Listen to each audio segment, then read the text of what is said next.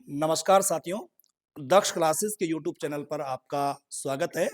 और प्रवक्ता स्क्रीनिंग 2025 में तैयारी करने वाले सभी जो छात्र छात्र हैं, उनके लिए मैं सीडीपी का यानी साइकोलॉजी का एक दूसरा टॉपिक लेकर के आया हूं, भारतीय शिक्षा व्यवस्था का। पहला हम राधाकृष्ण आयोग पढ़ चुके हैं और दूसरा आज हम मुदालिर आयोग को पढ़ने वाले हैं। तो मुदालिर आयोग जो ये नाम पड़ा है, ये लक्ष्मण स्वामी मुदालिर के नाम पर पड़ा है और मुदालिर आयोग का संबंध माध्यमिक शिक्षा से है। और मुदालिर आयोग जिनके नाम पर इस आयोग का नाम पड़ा है, इनकी फोटो आप देख पा रहे होंगे, ये सामने लगी हुई है। ये सामने हमने इनकी फोटो लगा रखी है, लक्ष्मण स्वामी मुदालिर। ये फोटो आप देख पा रहे होंगे, ये इस प्रकार से इनकी फोटो लगी हुई है। और लक्ष्मण स्वामी मुदालिर, इनका जो जन्म हुआ है अक्टूबर 1887 में, इनका जन्म कुरनूल में हुआ है। और कुरनूल आंध्र प्रदेश की पुरानी राजधानी भी है। और इनकी जो ख्याति है लक्ष्मण स्वामी मुदालिर की, एक तो शिक्षाविद के रूप में है और दूसरा चिकित्सक के रूप में है। यानी प्रश्न पेपर में बन जाएगा कि मुदालिर आयोग के अध्यक्ष लक्ष्मण स्वामी जो मुदालिर है, इनकी ख्याति किस रूप में है? तो एक शिक्षक के रूप में भी है, यानी एक शिक्षाविद के रूप में भी है और एक चिकित्सक के रूप में भी है।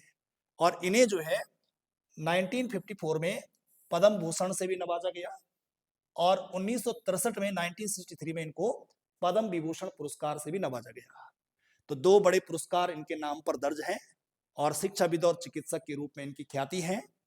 और लक्ष्मण स्वामी मुदालिर आयोग बनाने के पीछे जो आधार है, ऐसा माना जाता है कि 1948 में 1948 में 1948 में एक ताराचंद समिति बनाई गई थी।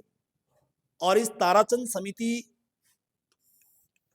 1948 में जो ये ताराचंद समिति बनाई गई थी, इसने 1949 में 1950 में अपनी रिपोर्ट प्रस्तुत करी थी। और उस रिपोर्ट में ये जो रिपोर्ट प्रस्तुत करी, ये माध्यमिक शिक्षा को लेकर के थी। यानी माध्यमिक शिक्षा पर सिफारिश देने के लिए आजादी के बाद 1948 में ताराचंद समिति बनाई गई थी। और उसने 1949 में 1949 में जब अपनी रिपोर्ट माध्यमिक शिक्षा के संदर्भ में दी, तो उस रिपोर्ट को केंद्रीय शिक्षा सलाहकार ने जो है अपूर्ण बताया। यानी जो ताराचंद समिति ने माध्यमिक शिक्षा के लिए जो सिफारिशें दी थी, उन सिफारिशों को केंद्रीय शिक्षा सलाहकार बोर्ड ने जो है अधूरा बताया। और बताया आगे, केंद्रीय शिक्षा सलाहकार ने क्या बोला कि माध्यमिक शिक्षा के लिए जो है एक नई समिति या आयोग बनाया जाए। और नई समिति बनाने का जो सुझाव दिया केंद्रीय शिक्षा सलाहकार बोर्ड ने, वो कब दिया? 1951 में। तो यानी ताराचंद समिति की जो सिफारिश थी माध्यमिक शिक्षा को लेकर के, जब उन सिफारिशों को नकार दिया गया, तो 1951 में केंद्रीय शिक्षा सलाहकार बोर्ड ने कहा कि भाई एक आयोग बनाया जाए, एक समिति बनाई जाए जो माध्यमिक शिक्षा पर अपनी सिफारिशें दी, जो माध्यमिक शिक्षा में सुधार लाने के लिए जो माध्यमिक शिक्षा की जांच करे। तो उसी संदर्भ में, इसी कारण ये आयोग हमारे पास आता है, मुदालिर आयोग। इसी उद्देश्य से माध्यमिक शिक्षा पर सिफारिश देने के लिए माध्यमिक शिक्षा आयोग का गठन हुआ। और माध्यमिक शिक्षा आयोग का गठन कब हुआ, यानी मुदालिर आयोग का गठन कब हुआ? तो हमारा आंसर बनेगा 23 सितंबर 1952 को। और 23 सितंबर 1952 को मुदालिर आयोग का जो गठन किया, वो केंद्रीय सलाहकार शिक्षा बोर्ड की सिफारिश पर हुआ। और किसकी अध्यक्षता में हुआ? लक्ष्मण स्वामी मुदालिर की अध्यक्षता में, जो उस समय मद्रास विश्वविद्यालय के कुलपति भी थे। सचिव इसमें एन वसु बने थे। और इस आयोग को जो है, इस आयोग का संबंध जब माध्यमिक शिक्षा से था, तो इस कारण से इस मुदालिर आयोग को जो है माध्यमिक शिक्षा आयोग के नाम से भी जानते हैं। तो माध्यमिक शिक्षा आयोग और मुदालिर आयोग एक ही आयोग है, क्योंकि मुदालिर आयोग माध्यमिक शिक्षा पर सिफारिश देने के लिए बनाया गया था, इसलिए इस आयोग को माध्यमिक शिक्षा आयोग उपनाम से भी जानते हैं। और उद्देश्य, जैसे हम अभी तक बात कर रहे थे, कि तत्कालीन भारतीय माध्यमिक शिक्षा की जांच और उस पर जो है अपनी रिपोर्ट पेश करनी थी। और इसने जो अपनी रिपोर्ट प्रस्तुत करी थी आयोग ने, ये डेट याद रखनी है आपने, 29 अगस्त 1953 को। और 29 अगस्त 1953 को आयोग ने जांच करके अपनी जो रिपोर्ट बनाई थी, अपनी जो रिपोर्ट पेश करी थी, उसमें 14 अध्याय थे और 244 पृष्ठ थे। तो 14 अध्याय और 244 पृष्ठों वाली जो माध्यमिक शिक्षा आयोग के संबंध में जो रिपोर्ट प्रस्तुत करी गई इस आयोग द्वारा, वो डेट कौन सी है? 29 अगस्त 1953 को। और इस आयोग के संबंध में खास बात क्या है कि आधुनिक भारत की शिक्षा की जो नींव पड़ी, वो भी इसी आयोग की सिफारिशों के माध्यम से पड़ी। तो प्रश्न पेपर बनता है कि भारत में आधुनिक शिक्षा की नींव किस आयोग से पड़ी है? तो हम बोलते हैं माध्यमिक शिक्षा आयोग या फिर मुदालिर आयोग। तो मुदालिर आयोग ने जो है, मुदालिर आयोग ने भारत में आधुनिक शिक्षा की नींव डाली है। ये विशेष बात यहाँ पर ध्यान रखनी है। उसके अलावा इस आयोग में जो टोटल मेंबर थे, उनकी संख्या कितनी थी? 10। मुदालिर आयोग या जो माध्यमिक शिक्षा आयोग है, उसमें सदस्यों की संख्या कितनी है? 10। ये 10 सदस्य हमने यहाँ पर मेंशन करे हुए हैं। इसमें लक्ष्मण स्वामी मुदालिर अध्यक्ष हैं और एन वासु ये क्या है? सचिव हैं। और उसके अलावा सहायक सचिव के रूप में एस.एन. धारे का नाम है। बाकी KL. सिरमाली, KG. सैयदन, Hansa Mehta, John Christ, ये इस प्रकार से हमने जो है नाम लिखे हुए हैं। ठीक है जी, आगे बढ़ते हैं। ये नाम आप देख लीजिए। यहाँ पर अगला जो टॉपिक हमने बना रखा है जांच का विषय। जांच का विषय सिंपल सी है कि भारत की तत्कालीन जो माध्यमिक शिक्षा है, उससे संबंधित सभी पक्षों की इसने जांच करना था और उस विषय में रिपोर्ट करना था, पुनर्गठन और सुधार के लिए सुझाव देना था। ठीक है जी। अब सुधार के लिए जब सुझाव देने थे, तो कौन कौन से इस आयोग के द्वारा सुझाव दिए गए थे? मुदालिर आयोग के सुझाव देख लेते हैं। सुझावों को हमने बहुत बढ़िया तरीके से, अलग अलग तरीके से मेंशन करा हुआ है। इसमें जो है आप साफ साफ देख सकते हैं, अलग अलग सुझाव जो है हमने अलग अलग मेंशन करे हैं। आसानी से आप बहुत आसानी से आप इनको समझेंगे, और अगर नोट्स भी बना रहे हैं तो बहुत बढ़िया तरीके से आपके नोट्स बनेंगे। तो देख लीजिए, उद्देश्य संबंधी जो सुझाव हैं इनके, आयोग ने अपनी सिफारिशों में क्या उद्देश्य बताए। तो देख, आयोग ने तत्कालीन शिक्षा के उद्देश्यों को अर्थहीन बताया और नवीन उद्देश्यों को भारत सरकार के समक्ष प्रस्तुत किया। और वो नवीन उद्देश्य कौन है? पहला उद्देश्य क्या बताया कि छात्रों में लोकतांत्रिक नागरिकता के गुणों का विकास करना, कि छात्रों में जो है लोकतांत्रिक नागरिकता के गुणों का विकास हो। उसके अलावा छात्रों में जो है जीविकोपार्जन क्षमता का विकास करना, यानी माध्यमिक शिक्षा का उद्देश्य क्या बताया कि एक छात्रों में लोकतांत्रिक नागरिकता का विकास हो, छात्रों में जो है जीविकोपार्जन यानी अपनी आजीविका चलाने की जो है क्षमता का विकास हो, छात्रों में जो है नेतृत्व करने का विकास उत्पन्न हो।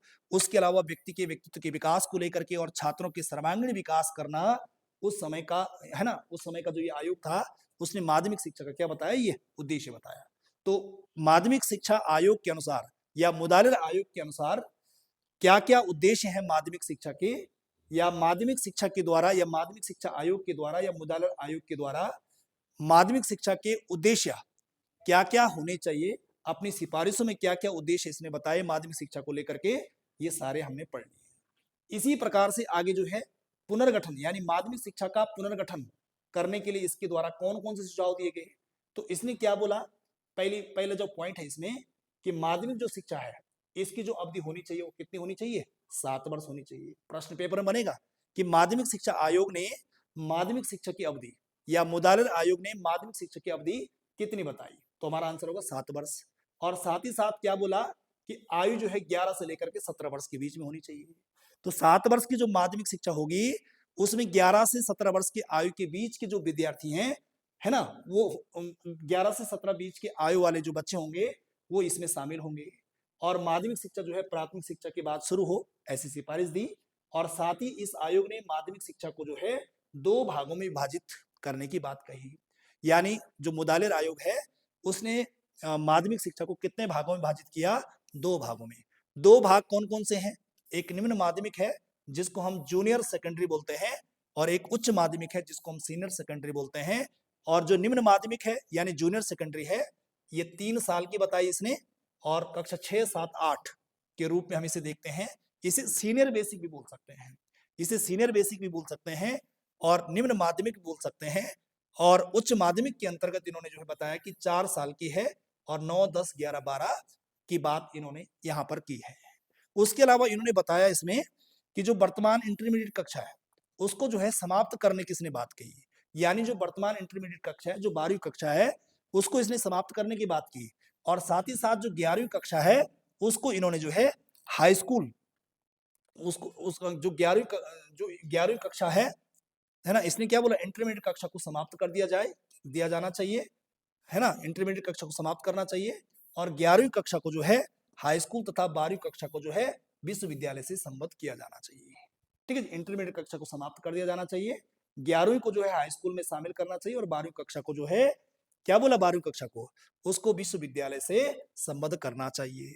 साथ ही क्या बोलता है कि जो डिग्री कोर्स होगा, है ना, वो 3 ईयर का होगा, और माध्यमिक कॉलेजों से विश्वविद्यालय में प्रवेश लेने वाले जो छात्र होंगे, उन्हें 1 वर्ष पूर्व जो है विश्वविद्यालय का पाठ्यक्रम पढ़ाया जाए। उनके लिए जो है, यानी डिग्री कोर्स 3 ईयर का हो, और माध्यमिक कॉलेजों से विश्वविद्यालय में जो माध्यमिक कॉलेज हैं, है ना, जो माध्यमिक कॉलेज हैं, जो सेकेंडरी कॉलेज हैं, वहां से विश्वविद्यालय में प्रवेश लेने वाले जो छात्र हैं, उनके लिए 1 वर्ष पूर्व जो है, 1 वर्ष का पूर्व जो है विश्वविद्यालय का पाठ्यक्रम हो। तो इस प्रकार की सिफारिश इस आयोग द्वारा बताई गई। साथ ही साथ इस आयोग ने क्या बोला कि बहुउद्देशीय कॉलेज व स्कूलों की स्थापना की जाए, और ग्रामीण विश्वविद्यालय में कृषि शिक्षा की व्यवस्था का प्रबंध भी होना चाहिए। तो यहाँ पर देखिए बहुउद्देशीय कॉलेजों की बात करता है, साथ ही साथ ग्रामीण विश्वविद्यालयों में कृषि शिक्षा का विशेष प्रबंध करने की ये बात करता है, और उसके अलावा क्या बोलता है कि पर्याप्त संख्या में जो हमारे पॉलिटेक्निक और टेक्निकल विद्यालय हैं, ये स्थापित किए जाएं, यानी पॉलिटेक्निक और टेक्निकल जो विद्यालय हैं, ये ज्यादा से ज्यादा स्थापित किए जाएं, इस प्रकार की सिफारिशें भी देता है। और आगे बोलता है कि जो विकलांग व्यक्ति हैं, जो मूक बधिर हैं, जो विकलांग व्यक्ति हैं, उनके लिए अलग से विशिष्ट विद्यालय स्थापित करने की भी बात करता है। उसके अलावा बालिकाओं के लिए अलग से बालिका विद्यालय खोले जाने की भी बात करता है। तो बालिकाओं के लिए अलग से बालिका विद्यालय हो, विकलांगों के लिए विशिष्ट विद्यालय हो, पर्याप्त मात्रा में जो टेक्निकल विद्यालय हैं या पॉलिटेक्निक जो स्कूल हैं, ये खोले जाएं। इस प्रकार की सारी सिफारिशें जो है इस आयोग के द्वारा दी गई। इसी प्रकार से आगे पाठ्यक्रम को लेकर के बातचीत करते हैं कि इस आयोग ने पाठ्यक्रम संबंधी क्या क्या सुझाव दिए, देख लेते हैं। ठीक है जी, आयोग ने क्या कहा कि पाठ्यक्रम का जो निर्माण है, ये पाठ्यक्रम का जो निर्माण है, ये वास्तविक स्थिति के अनुरूप हो, जिससे समाज के साथ जो है समायोजन कर सके बच्चे, और जीविकोपार्जन लायक जो है छात्र बन सके। तो पाठ्यक्रम ऐसा होना चाहिए जिसमें जिससे वो समाज के साथ जो है समायोजन कर सके, और अपनी, है ना, जीविका चलाने लायक वो बन जाए, इस प्रकार का पाठ्यक्रम होना चाहिए। साथ ही साथ क्या बोलता है कि प्रत्येक प्रांत में, ये बोलता है कि पाठ्य पुस्तक समिति का गठन हो, जो पाठ्य पुस्तकों का निर्माण करे और उससे संबंधित नियम भी बनाए। तो प्रत्येक प्रांत में जो है पाठ्य पुस्तक समिति बनाने की बात करता है, और साथ वो बोलता है कि पाठ्य पुस्तक के निर्माण और उससे संबंधित नियम वो समिति बनाएगी। उसके अलावा बोलता है कि पाठ्य पुस्तकें बार बार नहीं बदली जानी चाहिए, यानी जो हमारा सिलेबस एक बार निश्चित हो गया, उसे बार बार नहीं बदलना चाहिए। और उसके अलावा और ही जो महत्वपूर्ण बात है यहाँ पे कि पाठ्यक्रम हेतु जो है, ये बोलता है कि 200 कार्य दिवस निर्धारित हों, यानी पाठ्यक्रम को पढ़ने के लिए जो है 200 दिन निर्धारित होनी चाहिए। पाठ्यक्रम हेतु जो है 200 कार्य दिवस होने चाहिए। तो कई बार आता है कि माध्यमिक शिक्षा आयोग ने जो है या फिर भी मुदालिर आयोग ने जो है पाठ्यक्रम के लिए जो है कितने कार्य दिवसों की बात करी है, तो हमारा आंसर बनेगा 200 कार्य दिवस, है ना। उसके अलावा पाठ्यक्रम व्यापक लचीला, जिससे छात्र अपनी रुचियों के अनुसार जो है विषयों का चयन कर सके, और पाठ्यक्रम के सभी विषयों और, है ना, सही संबंध होना चाहिए, कोई खास बात नहीं है।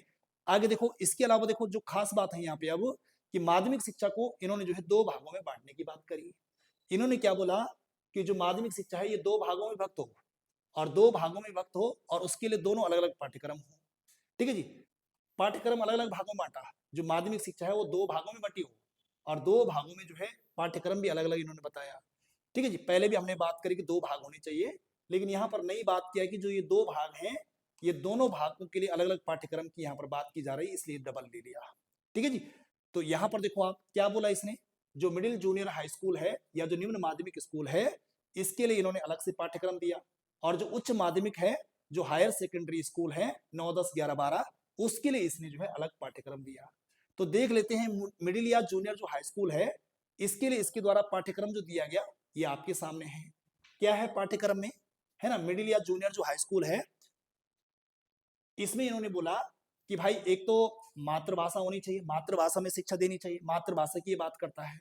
और मातृभाषा में जैसे हिंदी है, या अन्य कोई संघीय भाषा है, या फिर अंग्रेजी भी हो सकती है। तो मातृभाषा पर इसने जो है बल दिया कि शिक्षा जो है मातृभाषा में देनी चाहिए। और उसके अलावा सामाजिक विज्ञान की बात करता है, सामान्य विज्ञान की बात करता है, गणित की बात करता है, कला और संगीत की बात करता है, हस्तशिल्प की और शारीरिक शिक्षा की। ये इस प्रकार से पाठ्यक्रम है। तो मिडिल या जूनियर हाई स्कूल यानी 6, 7, 8, इसको हम सीनियर बेसिक भी बोल सकते हैं। 6, 7, 8 इसको मिडिल या जूनियर हाई स्कूल भी बोल सकते हैं और सीनियर बेसिक भी इसे बोल सकते हैं। इसके लिए ये पाठ्यक्रम जो आपके सामने है, ये इस प्रकार का पाठ्यक्रम किसके अनुसार है? ये आयोग के अनुसार, मुदालिर आयोग के अनुसार। साथ ही साथ देखो उच्च माध्यमिक स्कूल यानी जो हायर सेकेंडरी स्कूल है, यहाँ पर आयोग ने क्या बोला कि छात्रों की जो अभिरुचि है, जो छात्रों की आवश्यकताएं हैं, उनको ध्यान में रखते हुए ये पाठ्यक्रम जो है 2 भागों में बंटा होना चाहिए। और 2 भागों में जो ये पाठ्यक्रम बंटा होगा, इसमें एक तरफ तो होगा अनिवार्य या आंतरिक विषय और दूसरा इसमें दे रखा है वैकल्पिक विषय। तो अनिवार्य विषय में तो वही आ रखे हैं, मातृभाषा जैसे हिंदी, अंग्रेजी इस प्रकार से आ रखा है, समाज विज्ञान है, गणित, सामान्य विज्ञान है।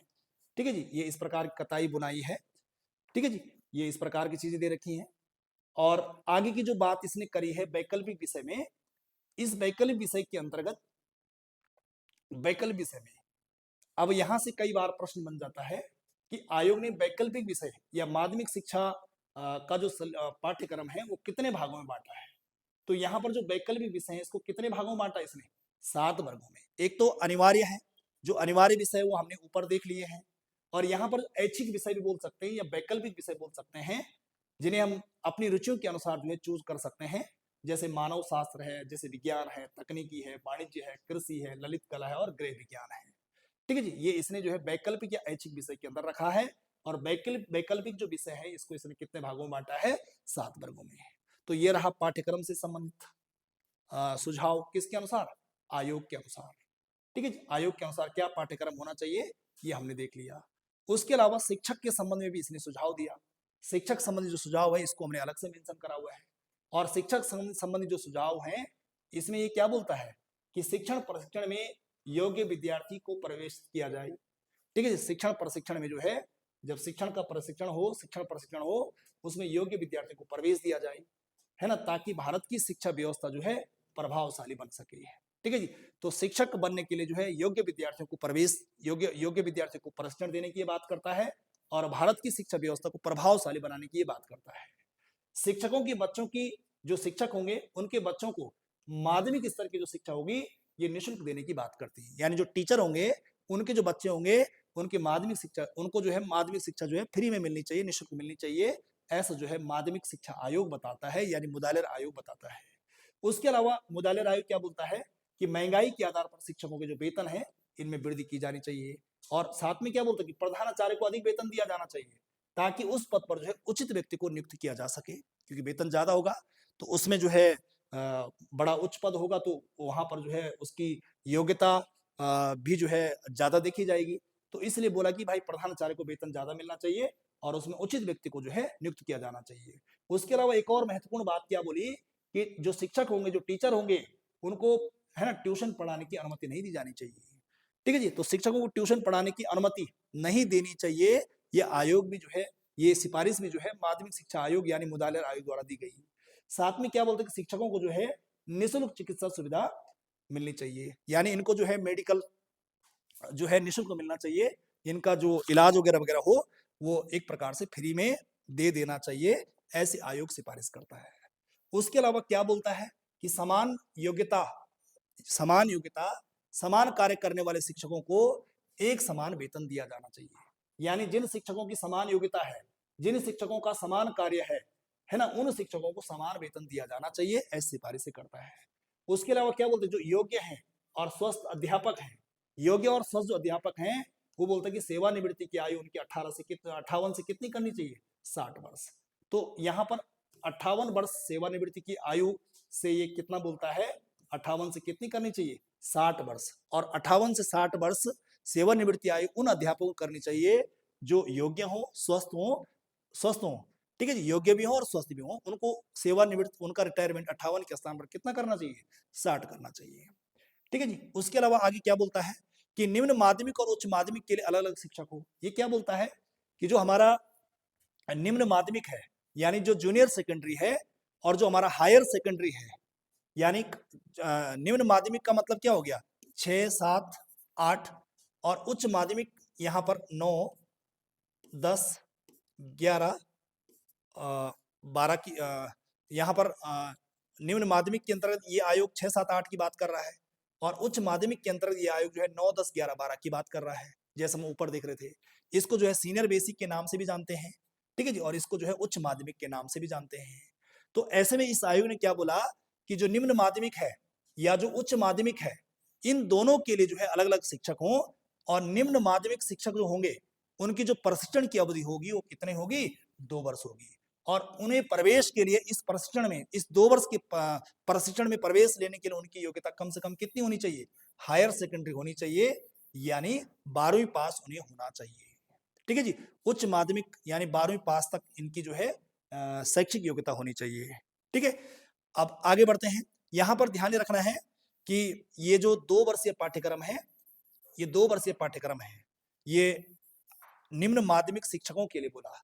और ये ऐसे जो व्यक्ति हैं या ऐसे जो शिक्षक बनने वाले हैं, जो शिक्षक जो है 12वीं पास है या इंटरमीडिएट पास हैं, उनके लिए 2 वर्ष का पाठ्यक्रम हो, उनको 2 वर्ष का प्रशिक्षण दिया जाए टीचर बनने के लिए।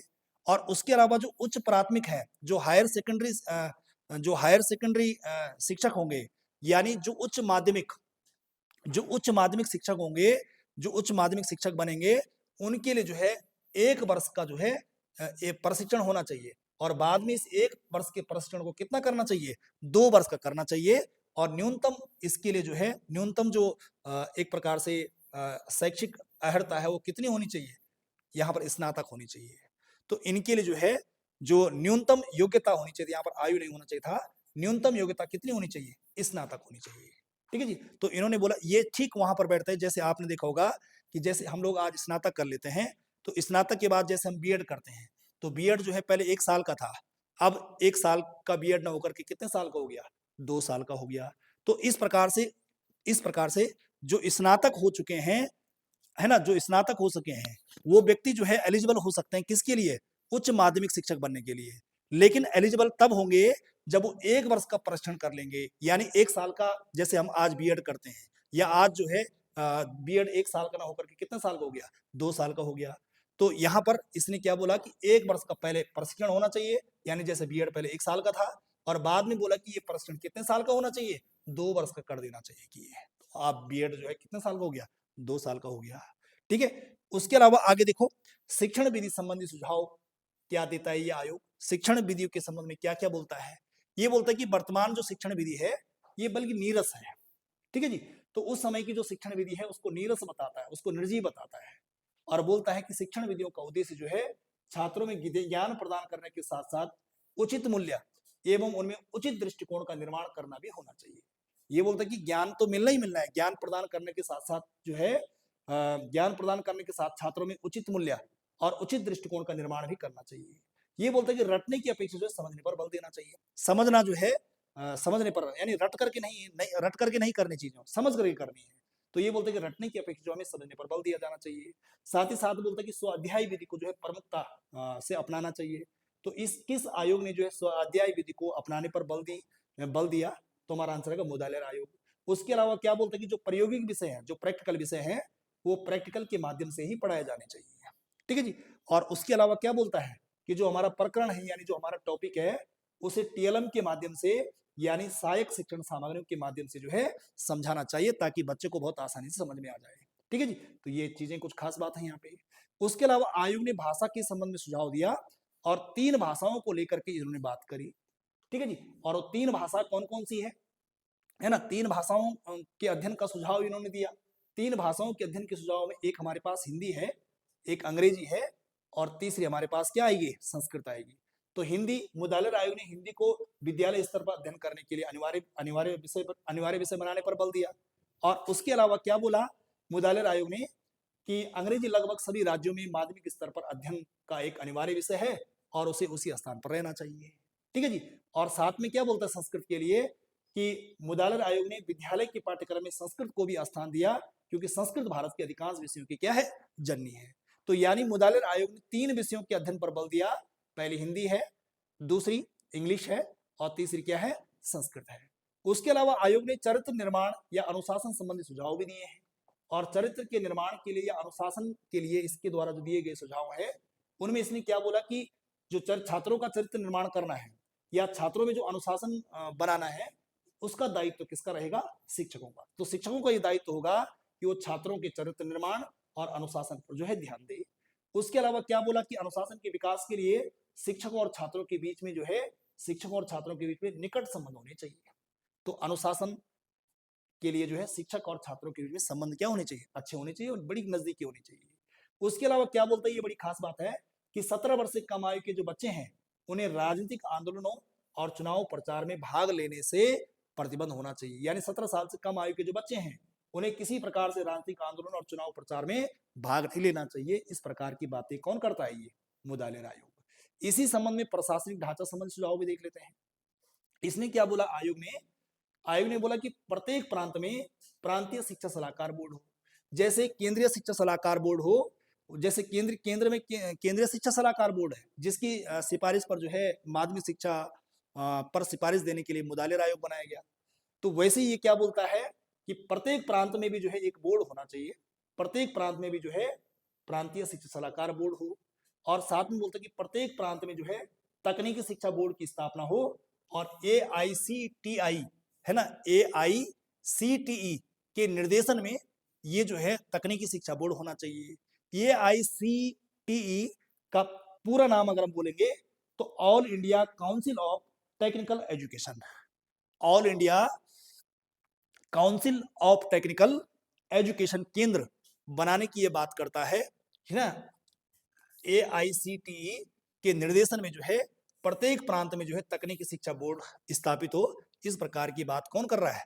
ये मुदालिर आयोग कर रहा है।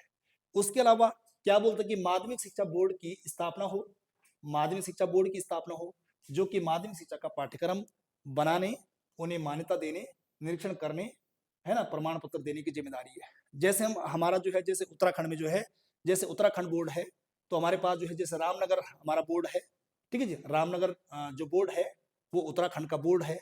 तो ये क्या बोलता है? उत्तराखंड माध्यमिक शिक्षा का एक बोर्ड है। तो एक प्रकार से जो है माध्यमिक शिक्षा बोर्ड की स्थापना हो, और माध्यमिक शिक्षा का जो पाठ्यक्रम बनाने की जो माध्यमिक शिक्षा का पाठ्यक्रम है, माध्यमिक शिक्षा बोर्ड की स्थापना होनी चाहिए जो माध्यमिक शिक्षा का पाठ्यक्रम बनाने और उन्हें मान्यता देने, उन्हें निरीक्षण करने, परीक्षा लेने, प्रमाण पत्र देने के लिए जो है क्या हो? जिम्मेदार हो। जैसे उत्तराखंड बोर्ड में जो माध्यमिक शिक्षा का जो कि एक प्रकार से केंद्र है वो कहाँ है? रामनगर में है। रामनगर में जो है माध्यमिक शिक्षा का एक प्रकार से जो है केंद्र जैसा बोल सकते हैं। जो हमारा जितने भी हमारे जो मार्कशीट वगैरह वगैरह होती है वो कहाँ आती है? रामनगर से आती है। उसके अलावा आगे बढ़ते हैं। इसने क्या बोला? बहुउद्देशीय विद्यालयों की स्थापना, बहुउद्देशीय विद्यालयों की स्थापना जहां विभिन्न प्रकार के कार्यक्रम संचालित किए जाएं, कोई खास बात नहीं है। आगे बढ़ते हैं। यहाँ पर वित्त संबंधी सुझाव, जो वित्त संबंधी सुझाव दिए हैं आयोग ने, वित्त संबंधी सुझाव जो दिए हैं यहाँ पर क्या बोला वित्त संबंधी? कि माध्यमिक शिक्षा व्यवस्था प्रचार प्रसार एवं उन्नयन के लिए केंद्र सरकार द्वारा जो है प्रांतीय सरकारों को आर्थिक सहायता देनी चाहिए। यानी यहाँ पर ये बोला वित्त संबंधी कि भाई माध्यमिक शिक्षा की व्यवस्था करने के लिए या माध्यमिक शिक्षा की व्यवस्था का प्रचार करने के लिए, माध्यमिक शिक्षा को उन्नयन करने के लिए, उसे आगे बढ़ाने के लिए केंद्र सरकार के द्वारा प्रांतों को जो है समय समय पर फंड देना चाहिए, आर्थिक सहायता देनी चाहिए। साथ में क्या बोलते हैं कि जो माध्यमिक विद्यालय है ना, माध्यमिक विद्यालय को दिया जाने वाला जो दान होगा, है ना, माध्यमिक विद्यालय को दिया जाने वाला जो दान होगा या दान करना दान होगा वो आयकर से मुक्त होना चाहिए। तो माध्यमिक विद्यालय के लिए अगर कोई व्यक्ति दान दे रहा है तो उस पर टैक्स नहीं होना चाहिए, आयकर मुक्त होना चाहिए। साथ में क्या बोलते हैं कि सरकार द्वारा माध्यमिक स्कूलों के लिए भूमि की व्यवस्था भी निःशुल्क होनी चाहिए। और है ना, अगर सरकार माध्यमिक स्कूल के लिए अगर सरकार द्वारा माध्यमिक स्कूलों के लिए जो है भूमि की जो व्यवस्था है वो क्या होनी चाहिए? निःशुल्क होनी चाहिए। माध्यमिक स्कूल खोलने के लिए जो है सरकार द्वारा भूमि जो है निःशुल्क उपलब्ध कराई जानी चाहिए। आगे बोलते हैं माध्यमिक विद्यालय द्वारा क्रय की गई सामग्री कस्टम, क्रय की गई सामग्री यानी जो चुंगी है वो है ना मुक्त हो। तो माध्यमिक विद्यालय द्वारा क्रय की गई जो सामग्री है वो चुंगी मुक्त होनी चाहिए। माध्यमिक विद्यालय के लिए जो सामग्री खरीदी जाएगी या माध्यमिक जो स्कूल हैं उनके लिए जो सामान खरीदा जाएगा उसमें जो है चुंगी नहीं होनी चाहिए, कि वो चुंगी से जो है मुक्त होना चाहिए। आगे बोलते हैं कि माध्यमिक स्तर पर तकनीकी शिक्षा की व्यवस्था के लिए उद्योगों पर कर लगाया जाना चाहिए। यानी माध्यमिक स्तर पर जो टेक्निकल शिक्षा है, जो तकनीकी शिक्षा है, ठीक है जी, उस तकनीकी शिक्षा के लिए अगर कोई व्यवस्था करनी है तो उसके लिए पैसा चाहिए, और वो पैसा कहाँ से आएगा? उद्योगों पर कर लगाया जाए जी, और उससे जो है तकनीकी शिक्षा की व्यवस्था की जाए। इस प्रकार की सिफारिशें जो हैं वित्त संबंधी सिफारिशों में मुद्रालय आयोग ने दी है। आगे क्या बोलता है माध्यमिक शिक्षा आयोग? माध्यमिक शिक्षा आयोग के अब यहाँ पर जो है हमने गुण मेंशन करे हैं कि माध्यमिक शिक्षा आयोग के अब क्या क्या गुण है। सिफारिश तो हमने पढ़ ली, तो ये गुण आप देख लीजिए। शिक्षा के सही उद्देश्यों का इसने वर्णन किया है, प्रशासनिक को इसने व्यवस्थित ढांचा दिया है, पाठ्यक्रम में उपयुक्त सिद्धांतों को प्रस्तुत किया है, व्यवसायिक तथा शैक्षिक निर्देशन को इसने जो है उपयुक्त महत्व प्रदान किया है, शिक्षा की मातृभाषा, शिक्षा मातृभाषा में देने का इसने जो सुझाव किया है, ये भी आयोग का एक गुण है। शिक्षकों का स्तर बढ़ाने का इन्होंने सुझाव दिया है ना। चरित्र निर्माण और अनुशासन की शिक्षा पर बल देता है, परीक्षा प्रणाली व्यवस्थित रूप से प्रस्तुत करना और स्त्री शिक्षा प्रदान करना, ये सारे के सारे आयोग के जो है ये गुण है। उसके अलावा कुछ दोष भी हैं, दोष कम है ना, अच्छाई ज्यादा है, गुण ज्यादा है, दोष कम है। यहाँ पर जो कमी है इस आयोग की, उसमें क्या है कि जो पाठ्यचर्या है, पाठ्यक्रम इसका जो है बहुत बड़ा है, क्योंकि अनिवार्य विषय अलग है, फिर वैकल्पिक विषय अलग हैं, वैकल्पिक विषयों के अंतर्गत भी बहुत सारे विषय इसने दिए हैं, तो ये पाठ्यचर्या बहुत बोझिल बनाई। विभिन्न प्रकार इसने पाठ्यक्रम दिए हैं। अंग्रेजी के संबंध में कोई स्पष्ट सुझाव है, कोई स्पष्ट नहीं है। बहुउद्देशीय विद्यालयों, है ना, अत्यधिक खर्चीला है, इस प्रकार का सुझाव जो है इसके द्वारा दिया गया।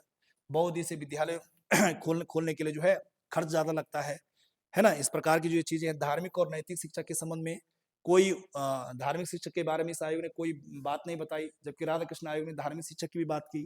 ठीक है जी। माध्यमिक संगठन में जो है माध्यमिक शिक्षा का संगठन क्या होना चाहिए, ये कोई स्पष्ट नहीं है। तो इस प्रकार की जो ये सारी बातें हैं, ये माध्यमिक शिक्षा आयोग के क्या है, दोष हैं, और इससे पहले माध्यमिक शिक्षा के क्या बन चुके हैं, गुण बन चुके हैं। तो हमने ये टॉपिक पूरा कर लिया है। ये माध्यमिक शिक्षा जुड़े हुए जो प्रश्न बनते हैं, हमने पूरा प्रयास किया है कि जितने भी पॉइंट बनते हैं एग्जाम की दृष्टि से, वो हम सारे कवर करें हैं। आप एक बार इसको ध्यान से देखेंगे तो बहुत बढ़िया तरीके से, बहुत मेहनत से हमने जो है इस नोट्स को बनाया है। ठीक है। और इससे पहले हम जिन्होंने पिछली वाली वीडियो नहीं देखी है, राधा कृष्ण आयोग, बहुत बढ़िया वो वीडियो भी बना रखी है, और आप अगर पिछली वाली वीडियो नहीं देखी तो उसको भी देख लीजिए। चलिए आज के लिए इतना करते हैं। बहुत बहुत धन्यवाद।